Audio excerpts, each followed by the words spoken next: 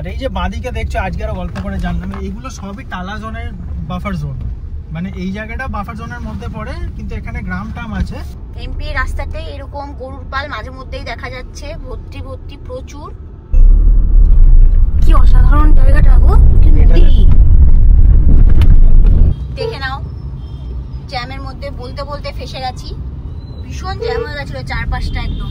এখনো জ্যামই আছে, এখানে আরতি হচ্ছে, বাট এই আরতিটা শেষ হওয়ার আগেই আমরা পিৎজা খেতে যাবো। কারণ গুড মর্নিং, তো আজকে আমাদের চেক আউটের ডে। তো প্রথমে আমরা একটু সকাল সকাল উঠেই গাড়িটা পরিষ্কার করে নিচ্ছি। আর টায়ার প্রেসারটাও কমই আছে দেখে মনে হচ্ছে, অনেকটা চালানো হয়ে গেছে। গাড়িটা কিন্তু একদম ঝকঝক হয়ে গেছে এখন। একটু হাওয়াও দিয়ে নেবো। হ্যাঁ, এরপর আমাদের ব্রেকফাস্টও লেগে যাবে 9:30টার সময়। তো ব্রেকফাস্ট করে একটু রিল্যাক্সেই আমরা আজকে বেরোতে চাইছি, কারণ যেতে তো একদমই ইচ্ছে করছে না। খুব ভালো লেগেছে এখানকার স্টেটা। তো ব্রেকফাস্টটা করবো আস্তে আস্তে ধীরে সুস্থে বসে, তারপরে বেরোবো বেনারসের দিকে।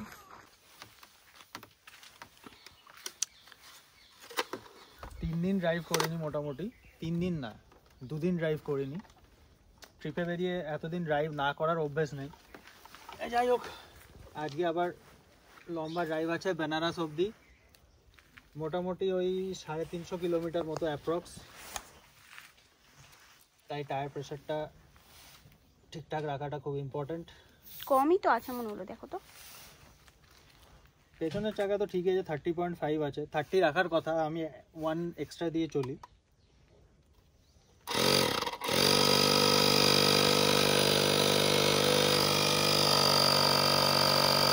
আজকে প্রপার ব্রেকফাস্ট করছি, মানে ব্রেকফাস্ট যাকে বলে। দেখো, এটা পুরি আছে, উপমা, এটা কি বলে জানো, ও পোহা, সরি পোহা, অমলেট, আর এইটাকে কি তরকারি বলে গো, খুব সুন্দর বানিয়েছে, পুরি সবজি, আলুরই তরকারি, দারুণ বানিয়েছে। চা আছে, মাজা, কলা,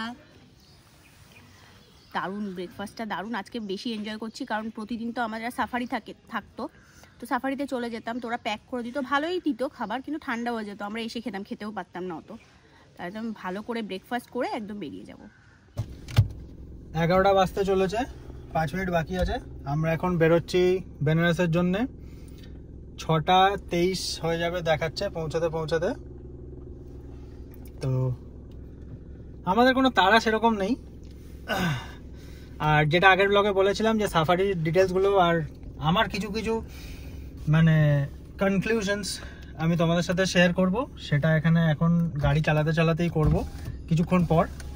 আগে একটু হালকা করে রিফিউলিং করতে হবে, অনেকটা কমে গেছে।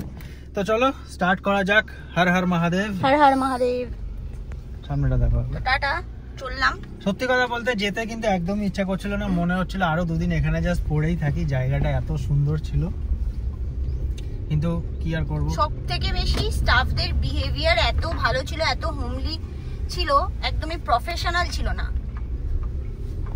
প্রফেশনাল ছিল না মানে সেটা নেগেটিভ সেন্সে না, কাজে প্রফেশনাল ছিল, কাজে কিন্তু মানে যেটা হোমলি অনেক ছিল, অনেক আন্তরিক ছিল ওরা। আর মনে হয়নি যে মানে আমরা গেস্ট ওরা হোস্ট এই টাইপের না, মানে অনেক প্রচুর গল্প করতাম আমরা বিকেলে এখানে, মানে এখানে আগুন জ্বালাতো, তার সামনে বসে সবার সাথে প্রচুর গল্প করেছি। ফোন নাম্বার নিয়ে নিয়েছি, কারণ খুব তাড়াতাড়ি আবার আসবো। না, এটাও হতে পারে যে হয়তো আমরাও বেশি ভালো ছিলাম, ওটাও হতে পারে, সেটা জানি না। আমরা আমাদের সাইড থেকে সেটা বলতে পারি, ওরা খুব ভালো ছিল। আর খুব তাড়াতাড়ি আবার আসবো, কারণ এবার তো অ্যাকচুয়ালি এটা আমাদের ফার্স্ট সাফারি ছিল, তো অতটা এক্সপিরিয়েন্স ছিল না। এবার আমি মোটামুটি একটা আইডিয়া করেছি যে কিভাবে কি করতে হবে, তো সেটার জন্য আরেকবার আসবো। আর এই যে বাঁদিকে দেখছো আজকে আরো গল্প করে জানলাম এইগুলো সবই টালা জোনের বাফার জোন, মানে এই জায়গাটা বাফার জোনের মধ্যে পড়ে, কিন্তু এখানে গ্রাম টাম আছে। কিন্তু আরেকটু আগে এখান থেকে 3-4 কিলোমিটার আগে গেলে পুরো ঘন জঙ্গল বাফার জোনে, আর ওদিকটা সাফারিও হয় না। তো এসব দিকে এদের গরু টরু মারতে অনেক সময় বাঘ চলে আসে। লোকেশনটা খুব সুন্দর ছিল। এবার এখান থেকে বেনারস যাওয়ার 2টো রাস্তা আছে, একটা স্টেট হাইওয়ে দিয়ে সেটা একটু কম পড়ে রাস্তা, আর আরেকটা হচ্ছে মানে ন্যাশনাল হাইওয়ে দিয়ে একটু ঘুরপথ পড়ে, বাট মেজরিটি রাস্তাটা সেক্ষেত্রে ন্যাশনাল হাইওয়ে থাকে। তো আমি জানতে পারলাম যে স্টেট হাইওয়েটাতে একটু রাস্তার কাজ চলছে, তাই আমরা একটু ঘুরে ন্যাশনাল হাইওয়ে দিয়েই যাব, কারণ ওই যেটুকুনি রাস্তা আমার বেশি পড়বে সেটা আমি ভালো রাস্তা পেলে সেই টাইমটা আমি মেকআপ করেই দিই, একটু জোরে চালিয়ে। আর ভালোও লাগে আমার। হ্যাঁ ভালো লাগে, ন্যাশনাল হাইওয়ে দিয়ে যেতে বেশি ভালো লাগে। ওটাতে টোল একটু এক্সট্রা পড়বে 150 টাকা মতো, বাট ঠিক আছে, সেটা ফ্যাক্টর না। এখন রাস্তার কনফিউশন চলছে হালকা, কারণ এখানে নেটওয়ার্ক এত কম। এবার নিয়ে নিয়েছে অল্টারনেট রুটটা, যেটা বললাম যে অল্টারনেট রুটটা দিয়ে যাব, সেটা কিছুতেই গুগল নিতে চাইছিল না, বারবার আমাকে ওইখানেই ঢোকাবে স্টেট হাইওয়েতে। যাই হোক, অনেক দূর আসার পর এবার অটোমেটিক রিরাউটিং করেছে, এটা দিয়ে যাচ্ছি। এবার এখানে দেখাচ্ছে যেরকম দেখালাম, কি রাস্তা বন্ধ না, সাইড দিয়ে যাবো, সাইড নেই,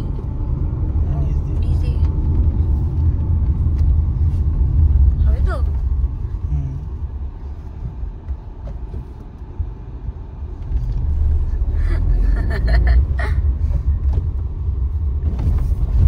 এতটা নিচে নামানো বুঝতে পারছিলাম না, আমি তো তাকিয়ে গেছিলাম যে আঙ্কেল খোল তো, আমি বলতে যাচ্ছিলাম। তারপরে স্মাইল দিয়ে দিয়ে আঙ্কেল ওনাকে একবার জিজ্ঞেস করতে পারতাম। যাই হোক, এই রাস্তাটা কিন্তু একদম জঙ্গলের মধ্যে দিয়ে, এটা একটা নতুন রুট।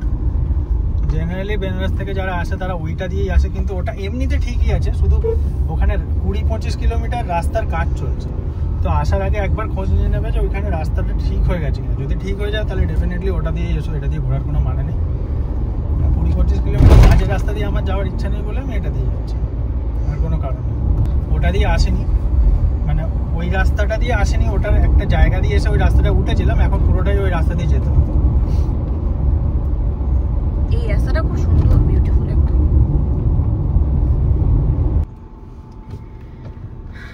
এমপি রাস্তাতে এরকম গরুর পাল মাঝে মধ্যেই দেখা যাচ্ছে, ভর্তি ভর্তি প্রচুর। এদেরকে কাটিয়ে কাটিয়ে যেতে হচ্ছে, একটু পেশেন্স রেখে যেতে হবে। প্রচুর দেখো,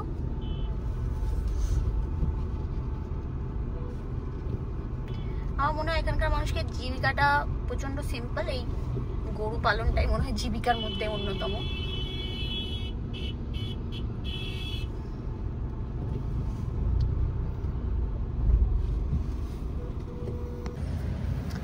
আমরা বাড়ির কাছাকাছি একটা জায়গায় দাঁড়িয়েছি, একটু পেট্রোল ভরিয়ে নেবে বলছিল, তো 10 লিটার মতন পেট্রোল ভরিয়ে নিই, তারপর আবার বেরোবো। এখানে 108 টাকা করে পেট্রোল, ওই জন্য কম করে ভরিয়ে নিচ্ছি।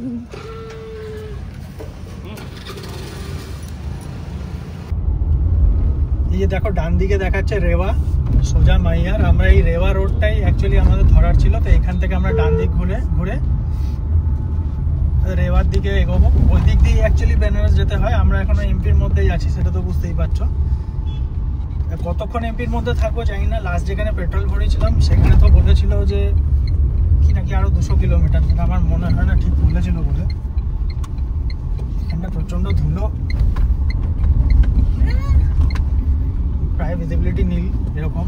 ক্যামেরাতে তাও দেখা যাচ্ছে, আমরা কিছু দেখতে পাচ্ছি না।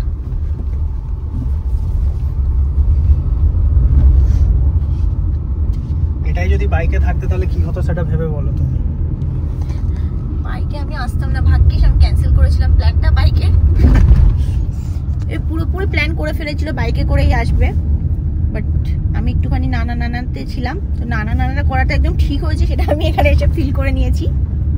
এটা এই ট্রিপটা কিন্তু বাইকের জন্য নয়, এটা গাড়ির জন্য অনেক বেশি ভালো, অনেক কমফোর্টেবল, আর অনেক মানে এনজয় করতে করতে আসা যায়। অনেক রাস্তা না, তো পুরো সুন্দর রোডগুলো এত সুন্দর, চারপাশে গ্রিনারিজ। তো এখান থেকে আমরা NH30 তে উঠলাম।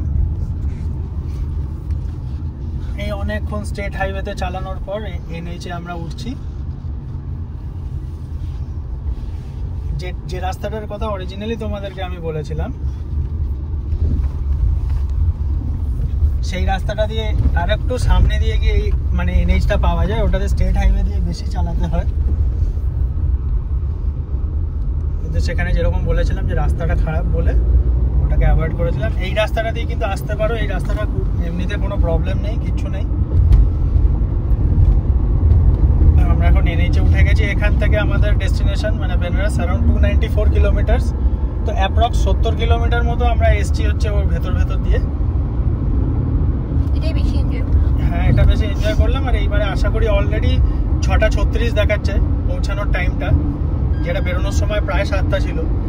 এবার দেখি এইখানে কতটা মেকআপ করতে পারি। আর আমি অ্যাকচুয়ালি আরও মানে ট্রাই করছি ইউপিতে ঢুকে যাওয়ার, যাতে পেট্রোলটা আমি কমে পাই। এবার দেখা যাক কতক্ষণে সেটা ঢুকতে পারি। এখনো পর্যন্ত লাস্ট রিফুয়েলিংয়ের পর 44 কিলোমিটার চালিয়েছি। আরও 100 কিলোমিটার মতো তো আমি আরামসে চালাতে পারবো, কোনো অসুবিধা নেই। তার মধ্যে ইউপিটা ঢুকে গেলে ভালো হয়। যখন সামনে দেখাচ্ছে বারাণসী 299। তো অলরেডি আমাদের সেট রাস্তায় আমরা চলে এসেছি।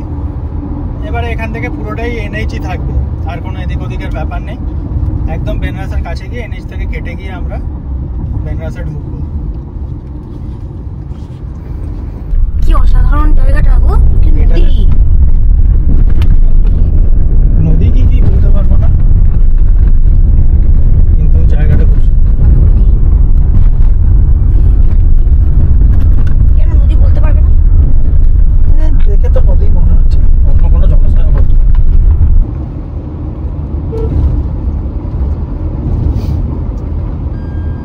আমরা প্রায় ইউপির বর্ডারের কাছাকাছি আছি। বেশিক্ষণ আর লাগার কথা না। মাঝখানে আরেকবার পেট্রোল ভরিয়ে নিয়েছিলাম। আমরা এখন যাচ্ছি মির্জাপুরের দিকে, যে মির্জাপুর অ্যামাজন প্রাইম থেকে তোমরা চেনো, সেই মির্জাপুরই। তো যাই হোক, যেটা তোমাদের সাথে শেয়ার করার ছিল, যে তোমাদেরকে বলেছিলাম যে সাফারির ডিটেলস শেয়ার করব। ফার্স্ট অফ অল তোমাদেরকে আমি বলে দিই, বান্ধবগড়ে হচ্ছে 3টে মেন জোন, তালা, মাগদি আর খতৌলি। এবার প্রত্যেকটা জোনে 2টো করে সাফারি হয়। একটা morning safari,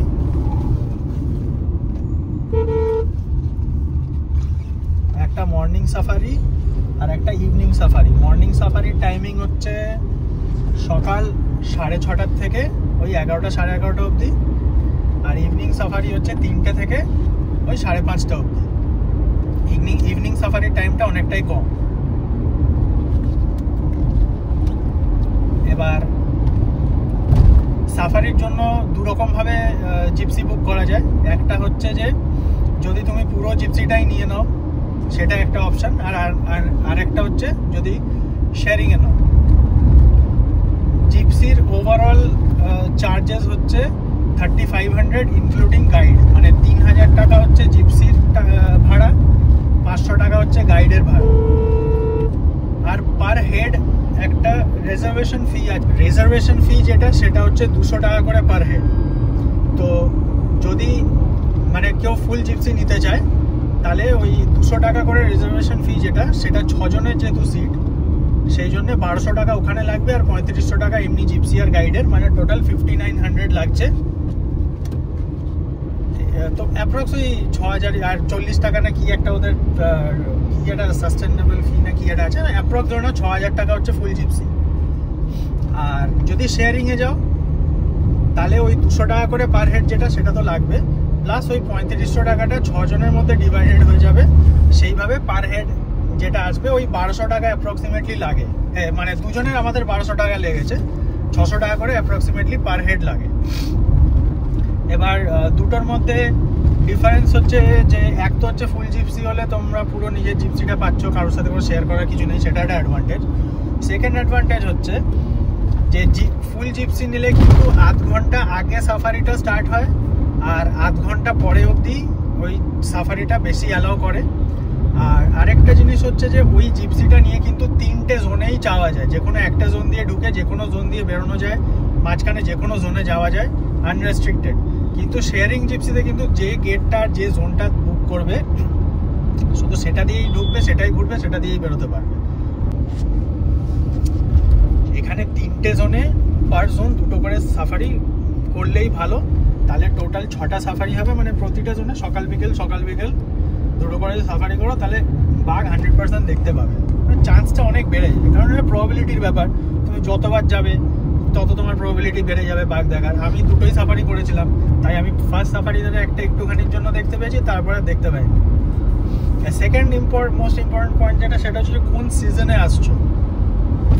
উইন্টারে animal citing overall কমই হয়, বিকজ উইন্টারে কি হয় যে ওদের মানে জঙ্গলের ভেতরেই ওদের যা যা রিকোয়ারমেন্ট, যেরকম জল, তারপর খাবার দাবার, সব কিছু ভেতরেই ওরা পেয়ে যায়। ওদের মেন সাফারির যে রুট, সেই রুটের ধারে আসার ওদের কোনো প্রয়োজন হয় না। কোইন্সিডেন্টালি কেউ চলে এলো, দেখতে পেয়ে গেলে, সেটা আলাদা কথা। গরমকালে যেহেতু সব কিছু শুকিয়ে যায়, তাই মেন বড় বড় যে জলাশয়গুলো, সেগুলো সবই সাফারি রুটের আশপাশে। সেই জন্যে ওখানে মানে তখন গরমকালে ভিজিবিলিটিটা, মানে সাইটিং এর চান্স অনেক বেড়ে যায়। মানে 100% তখন বলে এরকম বাঘ, মানে 4, 5টা, 6টা, 7টা বাঘ একসাথে দেখা যায়, এরকমও মানে আমি শুনলাম। এবার নিজে যতক্ষণ না এসে দেখছি ততক্ষণ আমি কনফার্ম করতে পারছি না, কিন্তু লজিক্যালি সেটাই হবে। মানে 5টা 6টা একসাথে না দেখলেও বাঘ 100% দেখবেই। মানে 6টা সাফারিতে তো আমি বলবো 5টাতে তো মানে 100% দেখবেই, দেখা যাবে। আর শুধু বাঘ না, শুধু তো আর বাঘ এখানে নেই, ওভারঅল যত রকমের যত জানোয়ার আছে, বেয়ার আছে, লেপার্ড আছে, এগুলো সবই ওই সময় ভালো রকম সাইটিং করতে পারবে। তো আমি বলবো যদি অ্যানিমাল সাইটিংটাই মানে প্রেফারেন্স হয়, তাহলে কিন্তু গরমকালে আসাটাই বেটার। তাহলে তোমার মানে সাইটিং 100% হবেই হবে। আর আমি কিন্তু এটা জেনেই এসেছিলাম যে সাইটিং এখন কম হতে পারে। আমার টার্গেট ছিল যে আমি শীতের মধ্যে জঙ্গলটাকে এক্সপিরিয়েন্স করতে চেয়েছিলাম। এটা একটা আলাদা অনুভূতি, এটা একটা আলাদা একটা এক্সপিরিয়েন্স। তাতে আমার সাইটিং হলো কি না হলো, এটা আমার খুব একটা বড় কিছু প্রেফারেন্স ছিল না। হলে ভালো, না হলেও চলবে, এরকম একটা ব্যাপার। তো সেটা আমি খুব ভালো করে করতে পেরেছি। শীতের জঙ্গলের সকাল, সানরাইজ সবই জঙ্গলের মধ্যে দেখেছি, সেটা একটা আলাদা ব্যাপার। ইভিনিং সাফারি একটাও করিনি। ইভিনিং সাফারিতে আমার মনে হয়েছিল যে কম টাইমের জন্য টাকা সেমই লাগবে, তাই ওয়ার্থ হবে না। কিন্তু এসে আমি রিয়েলাইজ করলাম যে ওগুলো কোনো ব্যাপার না। দেখার হলে তুমি 5 মিনিটের মধ্যে দেখতে পারো, যেরকম আমরা প্রথম সাফারির দিন বেরিয়েই কিছু বোঝে ওঠার আগেই দেখতে পেয়ে গেছিলাম। ওগুলো কোনো ব্যাপার না, দুটোর এক্সপিরিয়েন্স আলাদা আলাদা। আর বর্ষাকালে কিন্তু জঙ্গল বন্ধ থাকে। জুন থেকে বন্ধ হয়, 1 অক্টোবর আবার খোলে। কিন্তু ওই সময় বাফার জোনে সাফারিটা খোলা থাকে। আর বর্ষার জঙ্গল তো আলাদা করে কি বলবো, বর্ষার জঙ্গল অলওয়েজ গ্রিন হয়। আমাকে ওখানকার লোকে বললো যে বর্ষাতেও একবার আসবেন। তো আমি তো মোটামুটি আমি বুঝলাম যে আমি সারা বছরই প্রত্যেকটা সিজনে একবার করে আসতে হবে সব এক্সপিরিয়েন্স করতে। কিন্তু নেক্সট আমার টার্গেট আছে সামারে আসা। আর একটা জিনিস হচ্ছে, এখানে একটা ভাগ্যের ব্যাপার আছে যে গাইড এখন এখানে অ্যালটমেন্ট হয়, গাইড আর ড্রাইভার অ্যালটমেন্টটা রোস্টার বেসিসে হয়। এখন ওখানে আলাদা করে রিকোয়েস্ট করে কিছু পাওয়া যায় না। প্রথম দিনের গাইডটা আমাদের ভালো ছিল, এক্সপিরিয়েন্স ছিল। পরের দিনের ড্রাইভার গাইড দুটোই জুনিয়র ছিল, আর গাইডটা একটা মহিলা ছিল। তো খারাপ ছিল বলবো না, কিন্তু এক্সপিরিয়েন্সের অভাব ছিল। মানে ওই সেই পড়া মুখস্থ করে এসে পরীক্ষা দেওয়ার মতো আর কি করছিল, যেগুলো জানে থিওরিটিক্যাল নলেজ সেটাই বলে যাচ্ছিল। আরে ওই ড্রাইভারকে জিজ্ঞেস করছিল এই ইসকা আওয়াজ है ना, ये इसका आवाज है ना। হ্যাঁ, তো এটা একটা ব্যাপার। আর সেটাও না, আমরা সেদিনকে কেউই সাইটিং হয়নি কোনো। হ্যাঁ, সাইটিং হয়নি এরকম না যে ও মানে জানতো না বলে সাইটিং করাতে পারিনি, সেটা না। কিন্তু হ্যাঁ, এক্সপিরিয়েন্স গাইড সাথে থাকলে সেটার এক্সপিরিয়েন্স একটা আলাদা হয়, যেটা প্রথম দিন হয়েছিল। যে তার সাথে ইন্টারঅ্যাকশনটা একটা অন্যরকম হয়। আর এর ব্যাপারটা হচ্ছে, এ মোটামুটি পড়া মুখস্থ করে এসছে। কমন কোয়েশ্চেনগুলো জিজ্ঞেস করলে ও সেটা বই থেকে মুখস্থ করা আনসারটা দিয়ে দেবে। একটু এদিক ওদিক কিছু জিজ্ঞেস করলে সেটা আর বলতেও পারবে না। তো এরকম একটা ব্যাপার। তো যাই হোক, এটা তুমি আগের থেকে কোনো সেটিং করতে পারবে না, এটা তোমাকে ওইভাবেই করতে হবে। একটা মানে ইনফরমেশন আমি ক্লিয়ার লোককে জিজ্ঞেস করা পাইনি। কেউ বলেছিল যে যদি ওরকম দরকার হয় তাহলে নাকি আরেকজন যে সিনিয়র গাইড, যাদের 600 টাকার রেট, সেইটা এটার পরেও এক্সট্রা আরো 600 টাকা দিয়ে নিয়ে যেতে হবে তাকে। এবার সেটা অ্যাকচুয়াল মানে কতটা মানে ঠিক ইনফরমেশন সেটা আমি গ্যারান্টি দিতে পারছি না, কারণ এটা আমার লোকের মুখে শোনার কথা। ওখানে গিয়ে আমায় কেউ কনফার্ম করেনি ব্যাপারটা। তো এইটা গেল মোটামুটি বান্ধবগড়ের বেসিক ইনফো। আরেকটা জিনিস বলে দিই যে এই যে মানে সাফারি বুকিংটা কিন্তু এমপি ফরেস্ট ডিপার্টমেন্টের ওয়েবসাইট থেকে করতে হয়। সেখান থেকে তোমরা সিটটা বুক করতে পারবে, আর রিজার্ভেশন ফিটাই তখন শুধু লাগে ওই 200 টাকা করে। এবার দুজনের হলে তোমাদের ওই 200 করে পার হেড তুমি অনলাইন পেমেন্ট করে দিলে, বাকি টাকাটা এখানে এসে করতে হয়। আরেকটা জিনিস হচ্ছে দুজনের রিজার্ভ করলে এবারে তোমার সাথে অন্য কারা বসবে সেইটা কিন্তু আগের থেকে ডিসাইডেড হয় না। তোমাকে ওই দুজনের যে বুকিং এর স্লিপটা সেটা নিয়ে যেতে হবে, ওখানে পেমেন্ট করতে হবে। ওখানে ওরা আমাদের যেরকম লোক না হলে অটো ছাড়ে না এরকম একটা ব্যাপার আছে, ওখানেও কিন্তু তাই। ওখানে ওরা সবাই যাওয়ার পর দেখে যে কার সাথে কাকে বসিয়ে দেওয়া যায়। মানে ধরো তোমরা দুজন আছো, কেউ 4 জন আছে, ওই 4 জন আর 2 জন 6 জন হয়ে গেল। তখন ওরা ওই একটা গাড়িতে দিয়ে তখন গাড়ি অ্যালট করে দেয় আর গাইড অ্যালট করে দেয়, আর টাকাটা ওরা মানে কাউকে ওরা বলে যে কাউকে একজনকে বলে ফুল পেমেন্ট করে দিতে, আর সে বাকিদের থেকে নিয়ে নেয়। তো জিনিসটা এরকম ভাবে হয়। আর একটা জিনিস হচ্ছে যে বুকিং এর সময় দেখবে তোমরা জিপসি সিট সিলেক্ট করার অপশন পাবে। আমি বলবো সব থেকে লাস্টের সিটটা নিতে, কারণ ওটা সব থেকে উপরে থাকে। সেটাতে আমরা দুজনেই বসেছিলাম, আর একটা সিট সেন্টারে ছিল, একটা ধারে ছিল। মৌমিতা ধারে বসতো না, আমি সাইডে বসতাম। কিন্তু ওখানে কিন্তু ওইভাবে সিট দেখিয়ে বসানো কোথাও সিস্টেমেটিক্যালি হয় না। তাই তুমি ওখানে এরকম অনেক দেখতে মানে অনেক লোক আছে হয়তো যে বেশি শেয়ার না, বুকিং অন্য জায়গায় আছে, গিয়ে ভালো সিটে বসে পড়লো। তো সেখানে কিন্তু ওদেরকে এরকম কনফিডেন্টলি বলবে যে এই সিটগুলো আমার বুকিং আছে বলে সরিয়ে দেবে। হ্যাঁ, আমার সাথে হয়েছিল যে আমাদের সাথে যে 4 জন ছিল ওদের হোটেল থেকে যেহেতু গাড়িটা ছিল, ওরা হোটেল থেকে একদম 4 জন পাশাপাশি বসে এসছে, আর 2টো সিট খালি ছিল, একটা মাঝখানে একটা পেছনে। আমি যেমন কনফিডেন্টলি গিয়ে বলেছিলাম যে এই পেছনের সিট দুটো আমার বুকিং আছে, অন্য জায়গায় সরে যেতে। তো ওই জন্য ওরা সরেও গেছিলো। আরও বাচ্চা টাইপেরও ছিল, তাই বেশি কিছু আর বলতে পারেনি।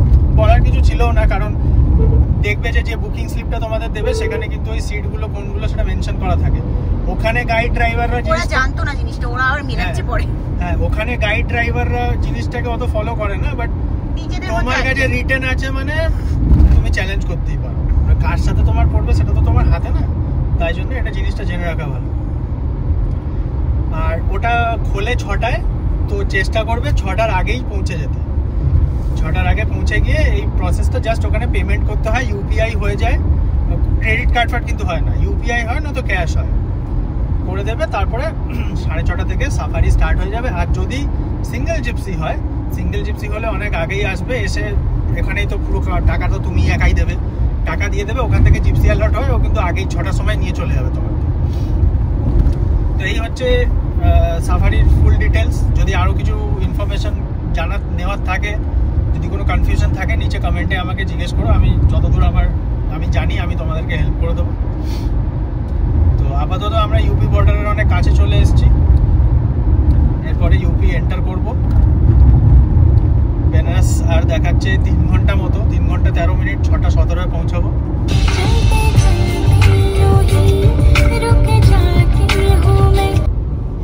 দেখো এমপি বর্ডার চেকপোস্ট সামনে আর 200 মিটারের মধ্যে। তো এই আমরা এমপি ক্রস করে ইউপিতে ঢুকবো।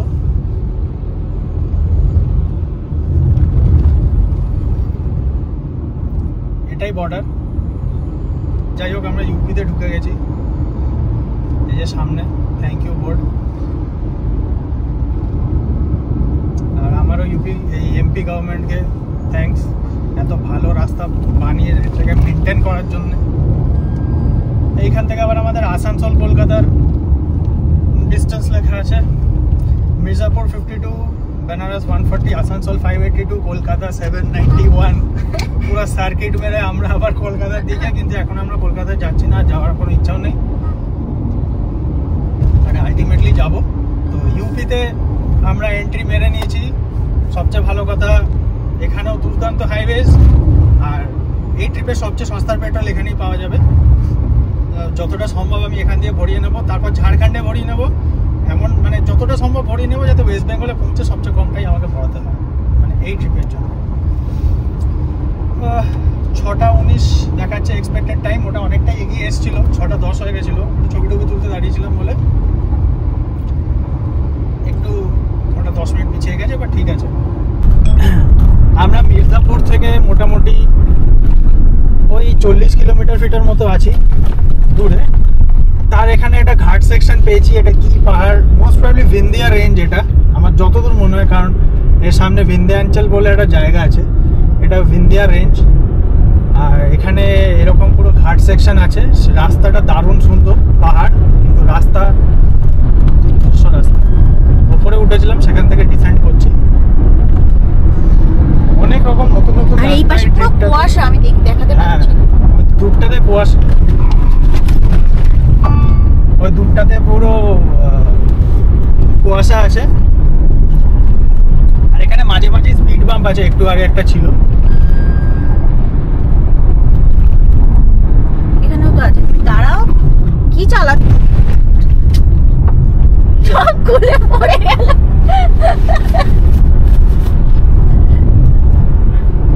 ক্যামেরাটা পেছন থেকে পড়ে গেছিল।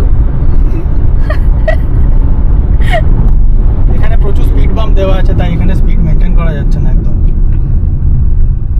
এরকম রাস্তায় এতবার স্পিড বাম্প, তাও 5টা 6টা করে কেন দিয়েছে আমি জানি না। এর আগের গুলো তো আমি ফুল স্পিডে বেরিয়ে গেছিলাম, কারণ এত ঘন ঘন এই রাস্তায় কেন স্পিড বাম্প কেউ দেবে আমার আইডিয়া নেই। আমি ভাবছিলাম একটা দুটোই থাকবে। আরে এই পাশে পুরো কুয়াশা না ধোঁয়াশা, কি আমি বুঝতে পারছি না। ধোঁয়াই মোস্ট প্রবাবলি, কারণ এখানে আশপাশে রয়েছে হেভি আছে। ওরা যদি দাঁড়িয়ে ওখানটা ফটো আসবে না, এটাই হলো ব্যাপার। এই জায়গাটা এক্সকাভেশন চলছে, ওই সাইডটাতে লেখা আছে ডিপ এক্সকাভেশন।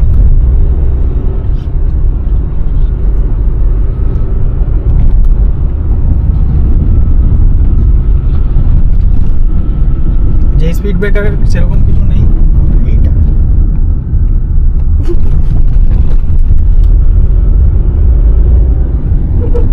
একটুও দেখানো যাচ্ছে না, আমি চোখে তাও দেখতে পাচ্ছি। ফোনে আসবে এটা।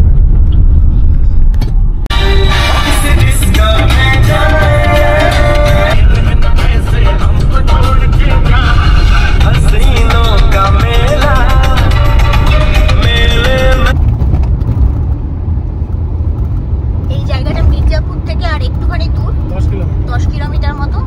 জায়গাটা দারুণ লেগেছিল। আর এখনই জাস্ট সানসেট হচ্ছে, তো সুন্দর লাগছে আকাশটা। আমাদের বেনারস পৌঁছানোর টাইমটা 6:02 হয়ে গেছে, প্রায় 1 ঘন্টা গুগলের টাইমের থেকে আগে মেকআপ করে আনতে পেরেছি। এখনো পর্যন্ত ইন্ডাস্ট্রি আছে নিচে, কোনো লাস্ট অবধি কটায় পৌঁছাবো সেটা দেখা যাবে।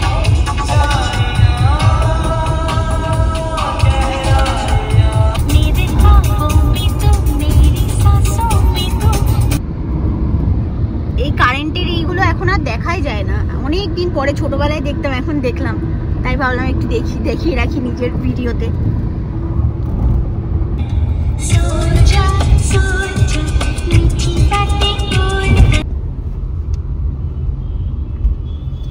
আমরা এখন প্রপার বেনারসের মধ্যে দিয়ে গাড়ি চালাচ্ছি, আর রামনগর ফোর্টের সাইড দিয়ে ঢুকেছি, আর একদম পুরো সিটিটাকে ক্রস করে যাচ্ছি এখন এর মধ্যে দিয়ে নেভিগেট করতে করতে।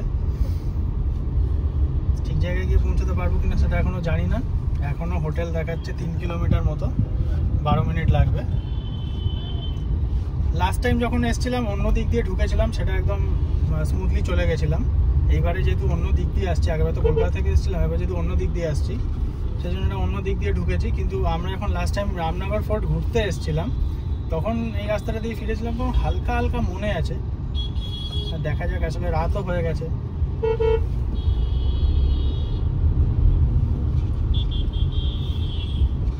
আর যেরকম বেনারস তোমরা জানো কনজেস্টেড, সেই কনজেশন তো রয়েছেই। মলও আছে, শপিং মল, শাড়ির দোকান। সামনে বিএইচইউ ট্রমা সেন্টার দেখাচ্ছে, আমার মনে আছে ট্রমা সেন্টারের সামনে দিয়ে রাস্তাটা দিয়ে আমরা ফিরেছিলাম। আর এখন বাজে 5:50, তো 6টার দিকে যেটা এক্সপেক্টেড ছিল। এখানে জমজমাটি হবে না এই সময়? হ্যাঁ,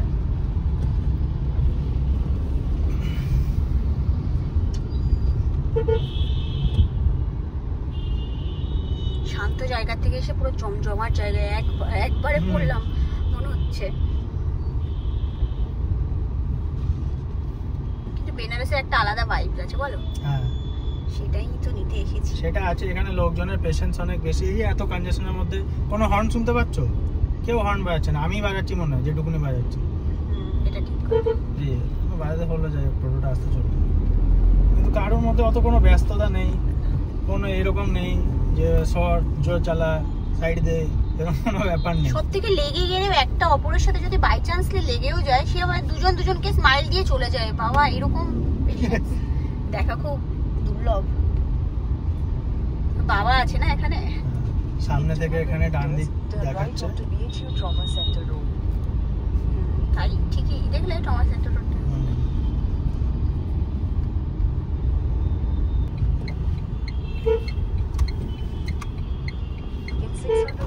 এখান দিয়ে ফিরেছিলাম আমার মনে আছে। লঙ্কা রোড, পণ্ডিত মদন মোহন মালভিয়া রোড। লঙ্কা রোডের ওপরই আমাদের এই যে স্টারবাকস, আমরা ওই দিক দিয়েই এসেছিলাম।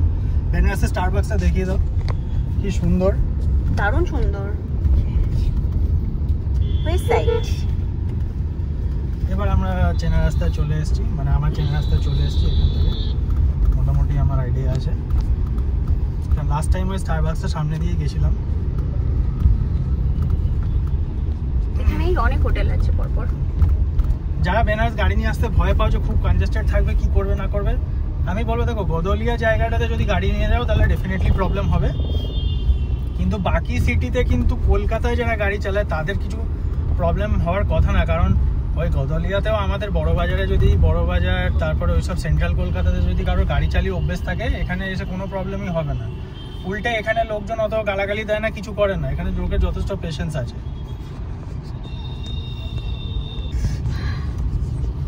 দেখে নাও, জ্যামের মধ্যে বলতে বলতে ফেসে গেছি। ভীষণ জ্যাম হয়ে গেছিল চারপাশটা একদম। এখনো জ্যামই আছে, এখন আছে কিছু না, জাস্ট মাইন্ডটা একটু কাম রাখতে হবে। এখানে লোকজন কোনো ঝামেলাবাজ টাইপের না, টুকটুক করে জায়গা পাবে এগিয়ে হচ্ছে না। হ্যাঁ, লোকে ডেইলি এটা করে অভ্যস্ত। আর এখানে লোকের লাইফে অত তাড়াও কারণ নেই। একটুখানি জাস্ট গ্যাপগুলো দিয়ে দেখে দেখে কারোকে টাকা ফাঁকা মেরে না দিলে।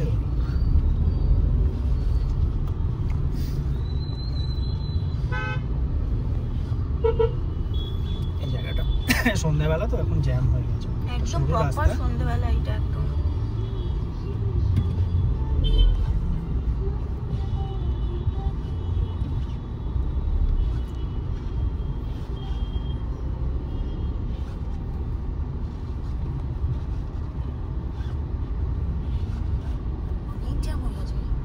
ওই দিকটা জ্যাম হয়েছে।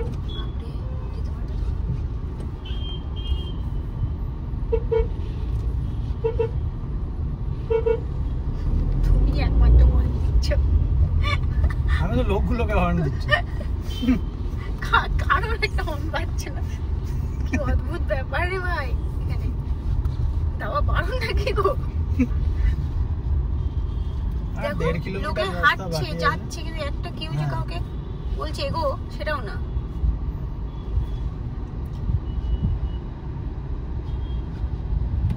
এটা দেখো পুলিশ স্টেশন। পুলিশ স্টেশন তো পুলিশের দরকার পড়লে গাড়ি নিয়ে বেরোতে পারবে না। এখানে কি একটা বিকিয়ে রেখে দিয়েছে বাইক, ম্যানুভার করতে হবে আমাকে। দেখো সাবধান।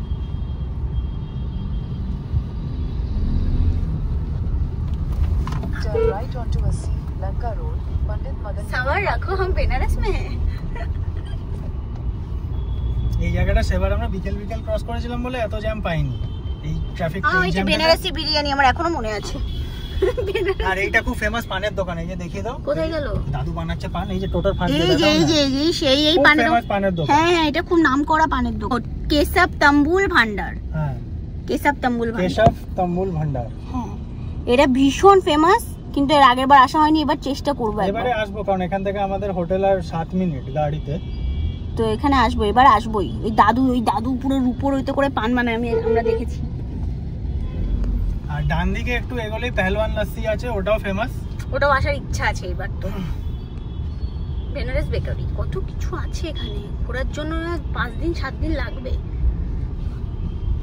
সামনে ছেলেটা আমার গাড়ির নাম্বার প্লেটটা দেখছে, WB060 বলছে, এখানে চলে এসেছে। আমরা যে কি কি করে এসেছি সেটা তো এখনো জানি না। অনেক দিয়ে ব্যাংকায় ভাই এখানে, হোয়াট ইজ দ্য নর্ম। এরা যা করবে তুমি তাই করো। হ্যাঁ, আমি তাই করার চেষ্টাই করছি।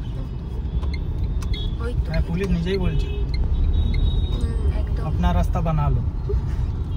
Continue এইখানে হচ্ছে চাচি কি কচুরি সকালে পাওয়া যায় এই কোনার দোকানটা। এখানে একটু গলির মধ্যে গিয়ে আগেরবার এটা খেয়েছিলাম, এমন কিছু ভালো লাগেনি তেমন।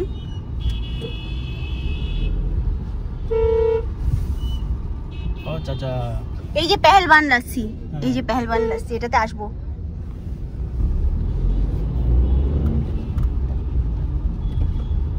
বেনারস খাজানা, এখানে সবকিছু আছে, খুঁজে বার করতে হবে শুধু।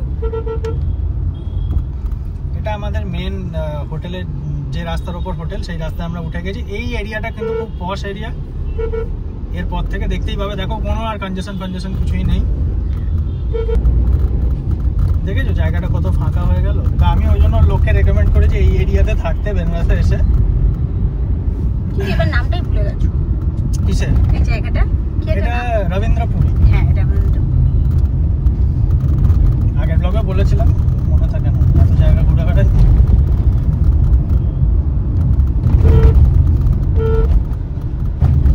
এইখানটাতে আসলে মনে হয় এটা বেনারস। হ্যাঁ, এখানে আশপাশটা অনেক বড় বড় দোকান আছে। আসলে এটা ওল্ড বেনারসের মতো নয় না? না, গলি নেই।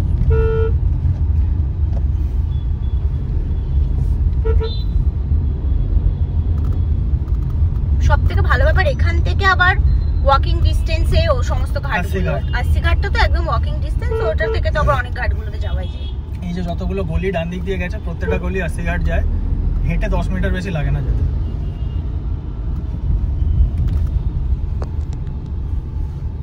এটাই আমাদের সেই ফেমাস কালী মন্দির, যেটা যে আমরা এই রাস্তাটা ডান দিক দিয়ে পুরো 80 ঘাট চলে গেছে।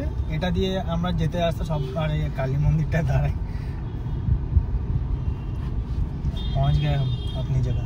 ঠিক 8 মাস আগে এসেছিলাম, এপ্রিল মাসে। তখন বলেছিলাম যে শীতকালে আসতে হবে।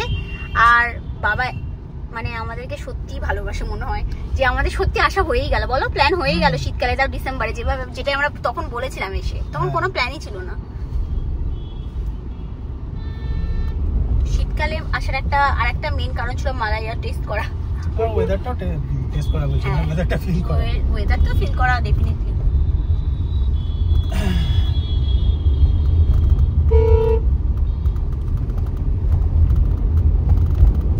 আর যেরকম বলেছিলাম 6টা বাজবে, 5:59 বাজে। সামনে দিয়ে ইউটার্ন মেরে এসেই আমাদের হোটেলটা কাছে। আরো অনেক দোকান খুলে গেছে, আরো অনেক দোকান খুলে গেছে। মোমো দোকান এত তো ছিল না। হ্যাঁ, গুগল আমাদেরকে দেখিয়েছিল 7টা, সেটা এনেছি 6টাতে। আর সেটা ব্রেক নিয়ে, গুগল তো ব্রেকগুলো কনসিডার করে না, সেটা ব্রেক নিয়ে, petrol break, bio break, everything নিয়ে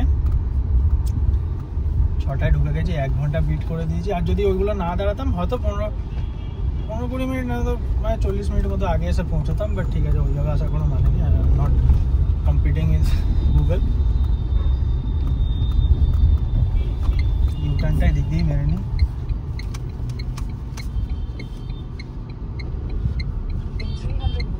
Turn left.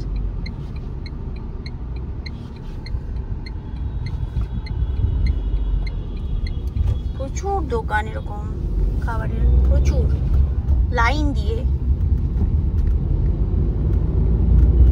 বেনারসে এসে খাবারের কোনো অভাব হবে না। ওই বাইক চা নিয়ে কারা খেয়ে এসেছে, যাও। চলে গেল না আমাদের। Turn left, then your destination will be on the right. এই যে সেই কুলদার পিজা। কিন্তু ফুচকাওয়ালাটা কোথায় গেল? আর নেই। এই আমরা চলে এসেছি আমাদের ডেস্টিনেশনে। Yes, Your destination is on the right. হাই ভগবান, কোথায়? গাড়ি তো প্রচুর আছে, পেছনে রাখতে হতো। আমি ওকে জিজ্ঞেস করে নিচ্ছি। তো এখানেও হয়ে যাবে।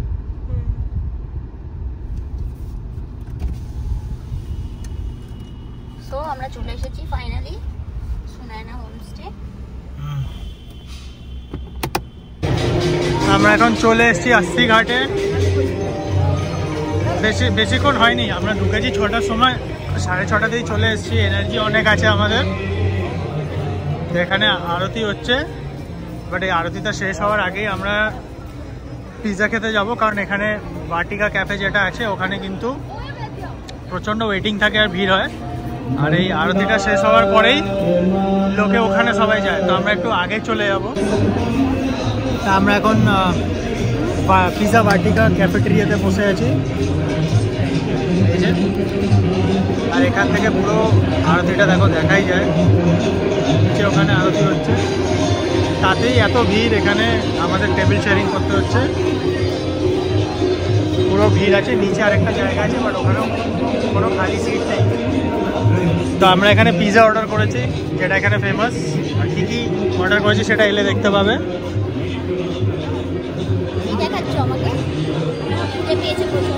হ্যাঁ, খিদে পেয়েছে প্রচন্ড পরিমাণে, তার পাশে আবার এরকম আরতি হচ্ছে, আমার অসাধারণ লাগছে।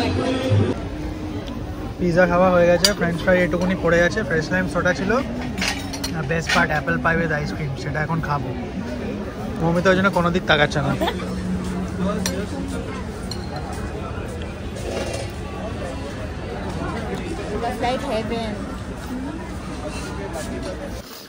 তো আমরা ডিনার ফিনার কমপ্লিট করে আবার হোটেলে ফিরে এসেছি। আর কিছুক্ষণ ঘাটে বসেছিলাম, কিন্তু পেটে খাবারটা পড়ার পর আমার একটা ঘুম ঘুম পাচ্ছিল, তাই আমরা চলে এসেছি। তো আজকে একটু তাড়াতাড়ি শুয়ে পড়বো। আজকে আমাদের টোটাল ড্রাইভটা ছিল 375 কিলোমিটার মতো, বান্দাওঘাট থেকে বেনারস। আর সেটার জন্য টোল লেগেছে 515 টাকা। এর মাঝখানে আগের দিনগুলোতে একদমই দিনে 50 টাকা 60 টাকা করে টোল লাগছিল, কারণ খুবই কম ন্যাশনাল হাইওয়ে ছিল। বাট আজকে যেহেতু পুরোটাই ন্যাশনাল হাইওয়ে দিয়ে এসেছি, তার জন্যে মানে এতটা বেশি টোল লেগে গেছে। বাট ভালোই এসেছি, কোনো অসুবিধা হয়নি। তো আজকে আর কিছু করার নেই, আজকে একটু ঘুমিয়ে পড়বো। অনেকক্ষণ মানে 7 ঘন্টার মতো ড্রাইভ করে এসেছিলাম। আর কালকে আমাদের পুরো বেনারস এমনি ঘোরার প্ল্যান আছে। তো আজকে আর ব্লগটা টানছি না, আজকে এখনই ঘুমিয়ে পড়ছি। See you guys in the next blog.